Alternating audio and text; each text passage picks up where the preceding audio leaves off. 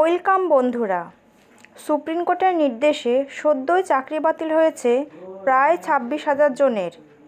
চাকরি হারিয়ে ইতিমধ্যেই আন্দোলনে নেমেছেন যোগ্য চাকরি প্রার্থীরা।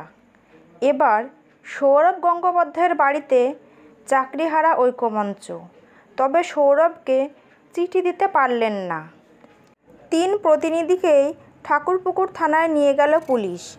এদিন সন্ধেয় 3 সদস্যের একটি প্রতিনিধি দল পৌঁছায় সৌরভ গঙ্গোপাধ্যায়ের বেহালার বাড়িতে।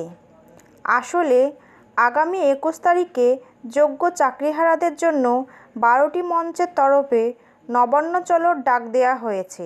এই 12টি মঞ্চের মধ্যে থেকে আজ সন্ধেয় প্রাক্তন ভারতীয় অধিনায়ক সৌরভ গঙ্গোপাধ্যায়ের বাড়িতে পৌঁছান বঞ্চিত চাকরিপ্রার্থী, চাকরিজীবী ও চাকরিহারা মঞ্চের প্রতিনিধিরা। 3 জন সদস্য যান, তবে খবর পেয়ে সেখানে পৌঁছে যায় ঠাকুরপুকুর থানার পুলিশ।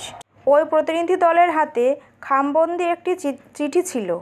প্রতিনিধিরা জানান, সৌরভের সঙ্গে তারা কথা বলতে চান, কারণ মুখ্যমন্ত্রীর সঙ্গে তাদের যাতে একটি বৈঠক করানো যায়। এর পাশাপাশি 21 তারিখে তারা যে নবান্ন চলো অভিযানে ডাক দিয়েছেন, তাতে যোগ দেওয়ার জন্য সৌরভকে আমন্ত্রণ জানাতে চান তারা। যদিও সেটা মানা যায়নি। পুলিশ 3 প্রতিনিধিকেই ধরে নিয়ে যান ঠাকুরপুকুর থানায়। এদিকে সুপ্রিম কোর্টের নির্দেশে চাকরিহারাদের আন্দোলন এবার দিল্লির মাটি ছুঁতে চলেছে। আগামী বুধবার থেকে দিল্লিতে যন্তর মন্তরে ধর্নায় বসতে চলেছেন এ রাজ্যের যোগ্য চাকরিহারা একাংশ। আগামী 1 মে থেকে 7 মে পর্যন্ত রিলে অনশনের পরিকল্পনা রয়েছে চাকরিহারাদের একাংশে। জানানো হয়েছে, 7 মের পর আমরণ অনশনের ডাক দিয়েছে সংগঠনের সদস্যরা।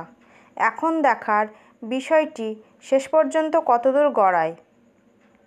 তো বন্ধুরা, এই ছিল আজকের আপডেট।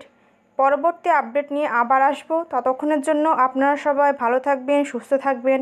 ভিডিওটি শেষ পর্যন্ত দেখার জন্য অসংখ্য ধন্যবাদ।